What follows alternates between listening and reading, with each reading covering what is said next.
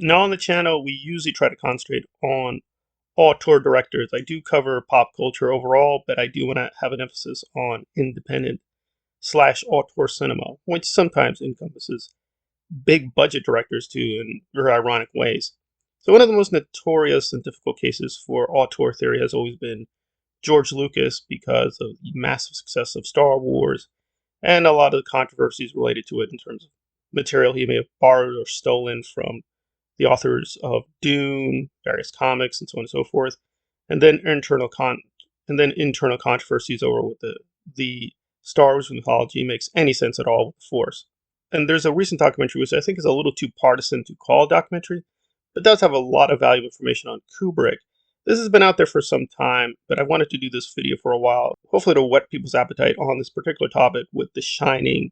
And yes, the second ending that a lot of people, if you're a passive fan, are not aware of, but is very real, and the documentary provides a lot of confirming evidence. Just one example. After Kubrick released The Shining, he changed his mind about the end of the movie and cut a 2-minute scene that showed Danny and Wendy after they had escaped the Overlook. When the film was released in Europe, he made another version of the film and removed a further 25 minutes. For the home video release, Kubrick decided to show the film in an open matte ratio of 1.33 to 1, which is again different from the theatrical aspect ratio people would have seen it in. This is closer to the ratio it was shot in, so people watching it this way were seeing more of the image than was originally seen in theaters, as opposed to a pan and scan movie where the original image is cropped on the side. There were also some edits to the film for TV versions and differences to the end credits in early releases, but not counting those smaller changes, depending on where and when you've seen it over the years, you might have seen a version of The Shining that was either 146, 144, or 119 minutes long, or even some other length, and also versions that had a drastically different aspect ratio. The Shining isn't the only time that Kubrick changed his movies like this.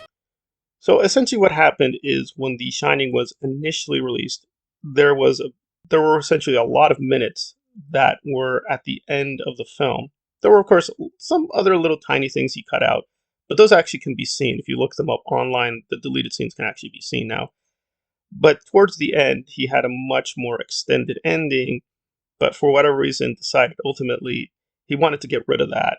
After it was initially shown in Europe, in Britain, and elsewhere, he took away those minutes. Now, fans for a while who remember and who were actually there have tried to piece together what was going on with that ending. There's even parts of the script which we now have, which we can actually see what was at least dramatically going on.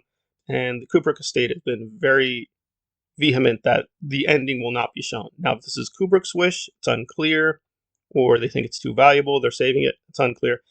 But the footage is there. Hopefully one day we will see the actual real Shining in its quote, pristine form. We do get bits and pieces through the televised version, but I can't confirm it. I've only gone with the quote, canonical theatrical version because that's what we have in terms of a solid, legitimate version. But we can at least find little bits and pieces of the conclusion.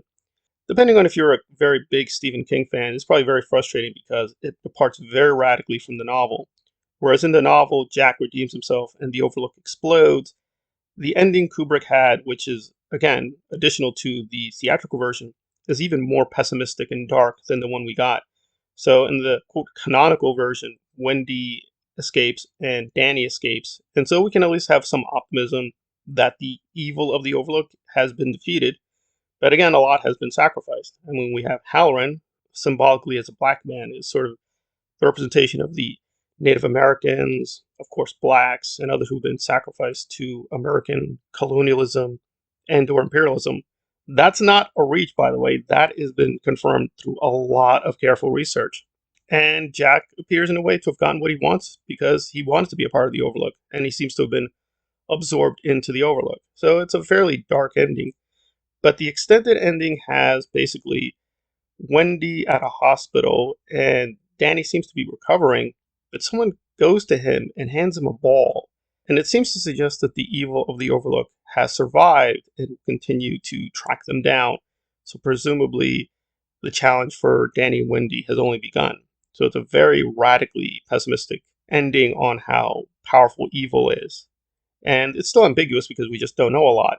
But he did shoot it. He even had different versions, different aspect ratios. He went through a very thorough job of filming it and photographing it and everything. the major participants in the film haven't really talked about it, so we still have to be very careful about what is in the ending, what is not. All we know is it's a much bigger ending, it's more pessimistic, there are additional scenes now, but again, until the actual footage is released, we can only speculate about what it is, what he intended. All we can say for sure is it definitely is not in the King book. King did his own version. He wants that to be canonical to his story, and there the Overlook exploded. The quote hidden extended version doesn't give us that. It really emphasizes how much the Overlook will continue to survive. What that means symbolically, cinematically, we're going to be debating for some time. But yes, there is, quote, a second ending to The Shining. It's real, it's out there, but it's being kept hidden in one of the vaults at the Kubrick estate. But for how much longer, we'll have to wait and see. They said I should say a few words about the making of this movie and how much fun it was. And I said I had nothing to say about that. Was the making of the film, was it fun? You know, when we go to see it, it looks like, oh God, that must have been fun. Was it fun? No, you can talk to Peter or Tony there. It wasn't very much fun. Tony, what do you say? What do you say? Well, I always say that George and I were the two unhappiest people on the set. There was a picture still of George sitting on some steps like this, looking so depressed. I actually want to go up and hug him and say, listen, it's okay. This was made at a time in everyone's life when, you know, this was a very low budget movie. It was a $10 million movie. It was, you know, I was reaching for the stars, and you had about so much money to get to Cleveland.